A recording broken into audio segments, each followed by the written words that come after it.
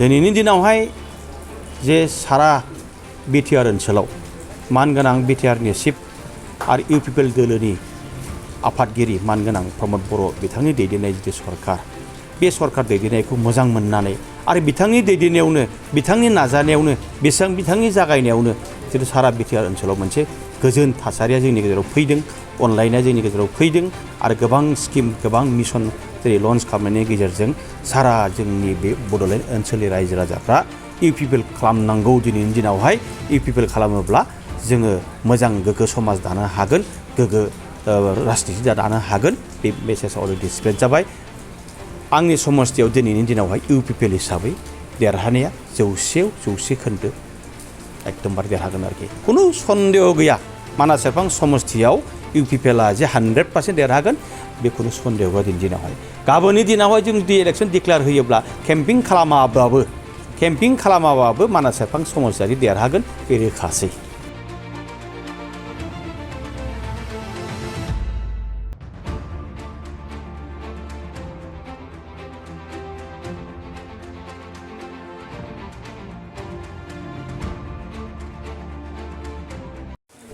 दिनै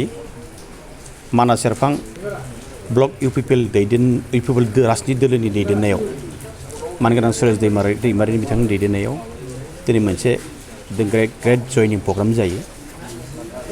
बे जयनिं प्रग्रामाव बिपिएफ दोलोनि आलावरि प्राइमारि इउथनि आफादगिरि नेहाथारि आरो सोद्रोमाफोर बेयाव जयनिं जायो आरो बेजों लोगोसे बरपथार प्राइमारि आरो हाकुवा प्राइमारि गोबां बिपिएफनि आगुनि बिबानगिरिफोर आरो बरपथार प्राइमारि जिएसपिनि गोबां रायजो राजाफ्रा दिनै जगदान जादों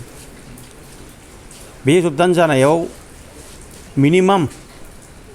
160नि बांसिन दिनै मेम्बार्सफ्रा जयेन जादों आरो बे जयेन जानायनिफ्राय जों मोनदांनो हायो जे दिनैनि दिनावहाय जे सारा बिटिआर ओनसोलाव मानगोनां बिटिआरनि चिफ आरो इउपिपिएल दोलोनि आफादगिरि मानगोनां प्रमद बर' बिथांनि दैदेननाय जिथु सरकार बे सरकार दैदेननायखौ मोजां मोननानै आरो बिथांनि दैदेननायावनो बिथांनि नाजानायावनो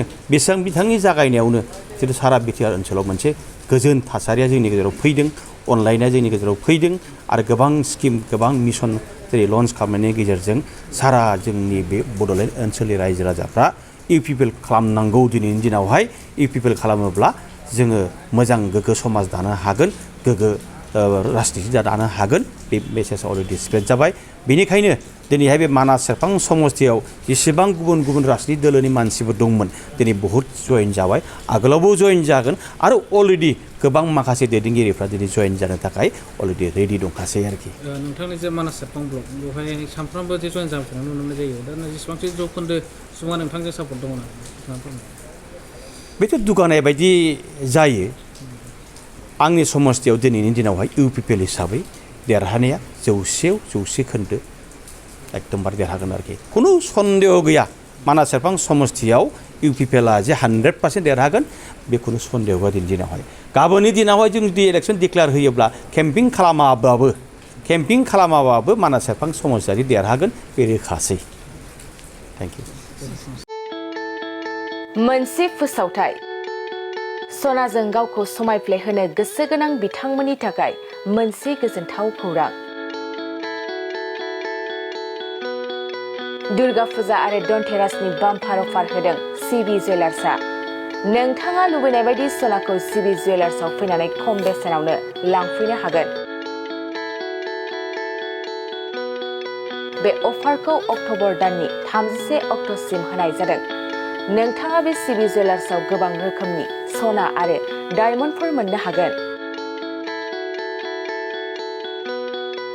जेरै diamond jewellery Rajkot jewellery Bombay कास्टिं जुवेलारि कलकाता जुवेलारि मेसनमेड जुवेलारि आरो ट्रेडिशनेल जुवेलारिखौ नोंथाङा बे सिबि जुवेलार्सआव मोननो हागोन डायमन्ड जुवेलारिनि थाखाय 15% अफार होनाय जादों आरो सनानि गहेनाफोरनि थाखाय जर'खा डिसकाउन्ट बेसेन बानायनाय जादों लोगोसे गोजाम सनाखौ सोलायनायनि थाखायबो स्पेशेल रेट बानायनाय जादों गोबां बाथ्रा मिथिनो थाखाय नोंथाङा 9954273079 बे जानबुं नाम्बारनि गेजेरजों मिथिनानै लानो हागोन।